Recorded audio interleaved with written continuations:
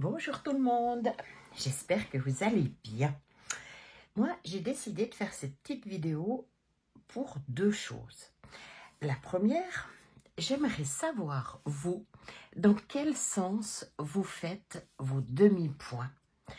Donc, le demi-point, on sait que c'est une demi-croix. Et pendant une dizaine d'années, voire peut-être même 20, j'ai toujours fait mon demi-point, on va dire, à l'ouverture de la croix. Et puis, il y a 20 ans en arrière, je suis tombée sur le premier kit russe, Riolis. Mais comme je vous dis, il a 15-20 ans, hein, ce tableau. Où tout à coup, je me suis dit, mais non d'une pipe, les demi-points sont dans l'autre sens. Donc, je vous explique pas, j'avais dû tout redéfaire parce que dans la Lune, il y a bien, Laurence, il y a pas mal de demi-points et je l'avais fait tout en ouvrant. Là, c'est terminé, je cherche mes demi-croix. Toc, toc, toc, je sais plus où c'est maintenant. Oh, je sais plus. Ah, c'est le brillant, oui. Voilà, c'est le bord de la Lune avec le brillant. Et sur le plan, les demi-croix étaient dans ce sens. Donc, j'ai tout redéfait le brillant que j'avais fait et je les ai fait dans ce demi-sens. Donc, en fait, la fermeture de la croix. On sait qu'en broderie, il n'y a pas d'erreur. Le principal est de toujours faire les points dans le même sens. Mais après, gauchère, droitière, on peut faire des points dans un autre sens. Du moment qu'ils sont tous dans le même sens, ça n'a pas d'importance. Mais je me suis dit, ça va peut-être donner un rendu différent. Donc là, on voit dans la panthère, on voit dans le bord de la Lune, donc que ces demi-points sont faits dans l'autre sens. Et c'est vrai, en tout cas sur ce tableau, que dans ce sens, comme on voit, ça termine mieux que dans ce sens pour moi. Moi, donc, j'ouvre ma croix comme ça et je termine ma croix comme ça. Donc, voilà. Et j'aimerais savoir, vous, comment vous faites vos demi-points? Est-ce que c'est en ouvrant la croix ou est-ce que c'est en fermant la croix?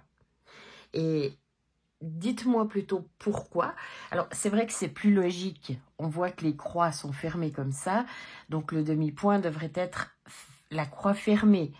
Mais en fait, voilà. J'aimerais juste savoir, s'il vous plaît, si vous passez par là et que vous regardez cette vidéo, mais vraiment, dites-moi parce que je suis très, très intéressée de savoir dans quel sens vous faites vos demi-croix. Là, par exemple, je suis en train de faire un hérisson. Et je suis repartie instinctivement. Je repars avec la demi-croix dans le sens de la croix ouverte. Instinctivement. Donc, pour fermer comme ça, je dois vraiment réfléchir. Et je ne sais pas si vraiment ça change quelque chose ou pas. Enfin, vraiment, admettez avec un grand plaisir que j'écouterai, que je lirai déjà vos commentaires. Et puis, s'il y a d'autres youtubeuses qui ont fait des tableaux comme ça, qui font du point de croix, mais vraiment, dites-moi, je suis vraiment très, très, très intéressée de savoir dans quel sens vous faites vos demi-croix. Et puis, autrement, à part ça, je voulais vous parler... Alors, attendez, si on lève le tableau, une demi-croix... Et je voulais, quand tout tombe, vous parler des envers. Les envers de linge, l'envers du linge. C'est vrai que beaucoup de personnes se posent des questions. Oui, mais si je fais un linge derrière, ce sera pas beau. Alors, il y a plusieurs possibilités de faire un linge. Donc là, comme vous voyez, j'avais fait un lily-point, la fraise, et je l'avais fait sur un linge en lin. Ça, je l'avais fait simplement parce que j'avais des personnes qui étaient arrivées avec ce genre de linge-là, et pour certaines, c'est beaucoup trop petit. Du 1 sur 1, il y a des gens qui n'ont plus les yeux pour le faire. C'est pas qu'elles savent pas, c'est qu'elles n'ont plus les yeux. Et la broderie doit rester un plaisir, donc automatiquement, Ben voilà, si elles ne prennent pas de plaisir à le faire, ça ne sert à rien. Donc, en fait, je voulais vous montrer, je vais vous montrer de linge. Donc, celui-ci, c'est la confiture de potiron que j'avais fait. Donc, comme conseille Lily Point, sur un linge Boone, 1 sur 1, avec exactement les couleurs préconisées. Donc, voilà l'avant du linge. L'arrière du linge, voilà comment il se présente. Il n'est pas parfait. Comme vous voyez, non, ça c'est un fil qui n'a pas été arrêté. Comme vous voyez, il y a des petits tirages de fil. On ne peut pas être tout le temps, bon, j'aurais peut-être dû couper plus près mes fils. On ne peut pas être tout le temps, comment dire, chaque lettre s'arrêter. Quand on voit une lettre comme ici, c'est quelques points, vous arrêtez. Au bout d'un moment, il y aura tellement d'arrêts que ça fera un bourrelet derrière. Donc, autant tirer un tout petit peu le fil. Donc, voilà l'arrière d'un de mes linges. Et franchement, moi, ça ne me dérange pas. Ça peut déranger certaines personnes, mais moi, ça ne me dérange pas. Là, oui, ça me dérange par contre. Là, ça me dérange. Ce fil me dérange énormément. D'ailleurs, vous permettez que je le coupe parce que vraiment, il m'énerve. Voilà. Voilà. Donc, ça, j'aurais pas dû faire. Ça, j'aurais pas dû faire et ça, j'aurais pas dû faire. Là, une grosse lettre comme ça, c'est mieux d'arrêter le fil quand même. Mais c'est un de mes tout premiers, j'avoue. Donc voilà. Après, comme je vous dis, il n'y a pas de miracle. À un moment donné, vos points, il faut bien les faire. Hein. Alors, pour ça, il existe le point de croix parfait. Le point de croix parfait, c'est 2 solutions. Soit vous faites tous vos points droits, soit vous faites la croix recto-verso. Je vous laisserai aller chercher, vous devez les trouver sur Internet, hein, il y a toutes ces méthodes. J'ai testé, je me suis tellement pris la tête que j'ai dit non, là c'est plus un plaisir, c'est du calcul.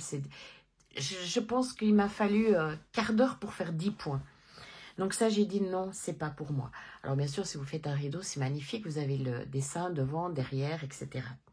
Si vous faites des points droits, par contre, la technique où tous les points sont droits, il faut aussi beaucoup réfléchir parce que si vous devez passer d'un bout à l'autre, il vous faut passer à l'avant du travail, sous les croix, pour que le fil ne se voie pas.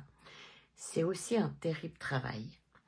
Mais, je vous montre une cape de bain bébé que j'ai fait. Donc, si vous prenez la cape de bain bébé, voilà les petits motifs. Hein. Voilà. L'avant, avec les poils de chat, bien sûr. Sinon, ce serait pas drôle. Et voilà l'arrière. Voilà l'arrière de la cape de bain. Donc, en fait, c'est un maximum de points droits. Alors, moi, c'est pas droit comme ça parce que je travaille pas en ligne quand je fais mes points. Je travaille de bas en haut et de haut en bas. Donc, du coup, au lieu d'avoir des traits droits, j'ai des traits verticales. Mais ça dérange pas. Ils sont, voilà. OK. Après, à un moment donné, moi, je ne me suis pas cassé la tête. Comme vous voyez, quand vous avez 2 points pour les yeux, il faut bien arrêter votre fil à quelque part. Alors après, il existe des points d'arrêt, machin, mais enfin, voilà, pas pour tout. Vous voyez le sapin ici, par exemple, il n'y a pas de miracle. C'est des points éparpillés comme ça. Vous n'allez pas faire un point et l'arrêter. C'est pas possible. Parce que si vous vouliez le faire vraiment parfait, vous faites votre point vert, vous passez devant et vous l'arrêtez sur les points de croix ici. Pour que ça ne se voie pas et que vous ayez que des traits. Donc voilà l'arrière d'un linge. Mais je pense qu'il ne faut pas non plus être plus royaliste que le roi, quoi, comme on dit. À un moment donné, c'est du fait main. Si vous faites trop parfait, ils vont vous dire, oh, c'est pas toi qui as fait, c'est de la machine. Donc, autant qu'il y ait des petits défauts. Et là, je vous montre un linge que j'ai fait. Oups. Hop. Attendez, voilà. Celui-ci, donc c'est la confiture de fraises. Non. Oui, c'est les fraises, quoi. Les fraises. Toujours de Lily Point. Là aussi, il n'y a pas de miracle. Ou vous vous embêtez et vous arrêtez chaque point devant, sous les croix avant pour pas qu'on voie de fil, soit, ben voilà, voilà l'arrière. Alors, si on regarde de près, oui, il y a des fils tirés. Vous voyez, de là à là, c'est tiré, de là à là, c'est tiré. Vous pouvez éviter ça quand vous allez à une autre place, vous passez sous les points. Comme ça, le fil n'est pas tiré. Vous voyez, là, par exemple, le fil est passé dessous. Mais ça dépend le travail que vous voulez faire et ce que vous voulez faire. Donc, jamais vous tirerez de là à là, ou de là à là, c'est pas beau. Parce que vous avez vraiment un espace qui n'est pas brodé. Et suivant votre fil, il peut se voir à l'endroit. Donc là, c'est quelque chose que vous n'allez pas tirer. Mais du moment que c'est caché par d'autres points, voilà. Là, vous voyez, j'ai poussé le... Non, j'ai même pas poussé. J'ai rien poussé du tout, en fait. Vous voyez, j'ai passé. Et franchement, si vous le regardez vite, bah voilà, moi, en tout cas, il ne me dérange pas. Cet arrière ne me dérange pas. Après, oui, je peux couper mes fils un peu plus près. Ce serait même la meilleure chose à faire. Mais j'avoue qu'il est au magasin. Je l'ai mis au magasin comme modèle et personne n'ose le retourner. Ben non. Donc voilà. Je ne sais pas ce que vous en pensez, hein, mais voilà comment on fait des dos de linge. Et surtout, je dis toujours, si vous arrivez à faire des points droits la majorité du temps, si vous arrivez à arrêter le fil de couleur sur la couleur, par exemple, est-ce qu'il y a un arrêt de fil ici? Non, il n'y a pas d'arrêt de fil.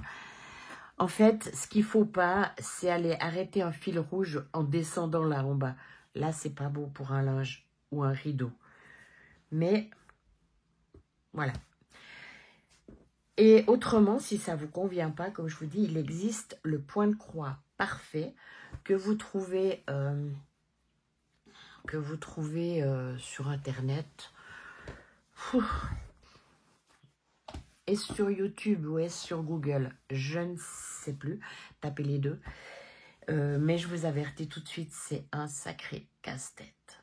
Un vrai casse-tête. Tout ce qu'il ne faut pas, c'est faire ce qu'on appelle chez nous, c'est des téléphériques. Vous avez le droit de tirer d'un point à l'autre. Il faut quand même, il y a des limites.